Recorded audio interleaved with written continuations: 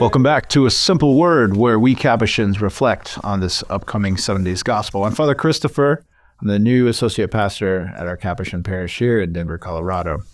In today's Gospel from Mark 12, we dive into where Jesus calls us to reflect on the nature of the true generosity and trust of God. In this passage, we find Jesus observing people as they give offerings in the temple. The wealthy come forward, placing large amounts into the treasury. But then comes a poor widow placing only 2 small coins, barely worth her entire wealth. And she, out of her poverty, puts everything she has, everything on the line, everything she has to live on, into the basket. And to understand the depth of the scene, we need to look a little bit deeper into the Old Testament and this relationship with the concept of sacrifice and trust. In the Hebrew scriptures, especially in the stories of Elijah the prophet, there's a widow that shows up, a widow of Zarephath. And we see that she often blesses God with this offering, this sacrificial offering, this sign of trust, even when it means surrendering their last resources.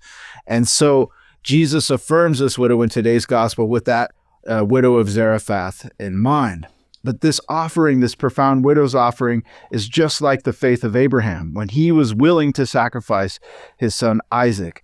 But what this means is that there's a deeper trust in the abiding providence of God. And no matter how much we give, that God can even raise children from the dead if necessary.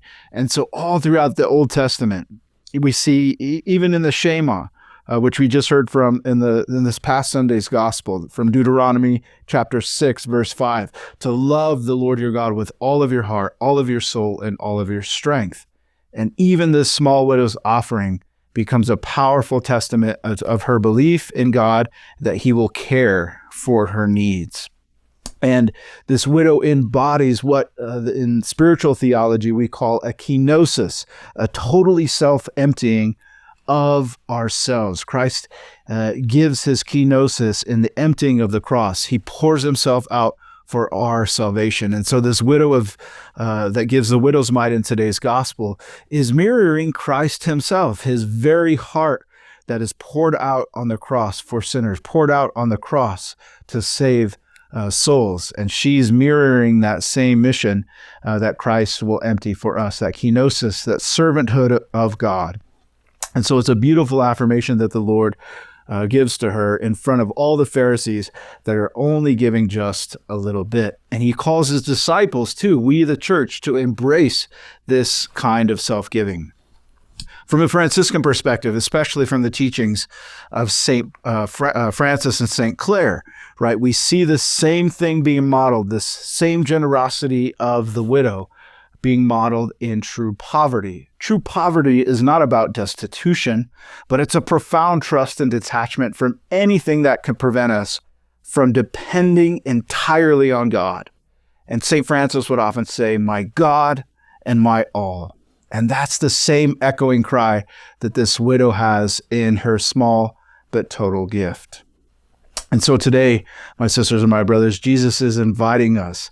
How attached are we to our own security, to our own resources, to our own power, to our own control? Are we willing to be a little bit more generous like that widow, like those saints of old in the Old Testament, and even like St. Francis, not just with our money, but with our time, our forgiveness, and even when it's hard?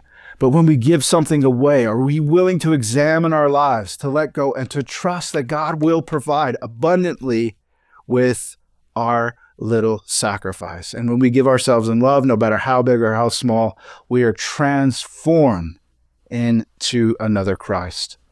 And so let's pray today for the courage to give freely, for an increase of our faith, to trust that even in those small sacrifices, we can do this. We can be like Christ, who gave all for us. So thank you for joining today, listening to our reflection. If you liked anything that you've heard today, or if you know somebody that would be encouraged by this, like and subscribe to this message. And thank you for tuning in. May God bless you and give you peace.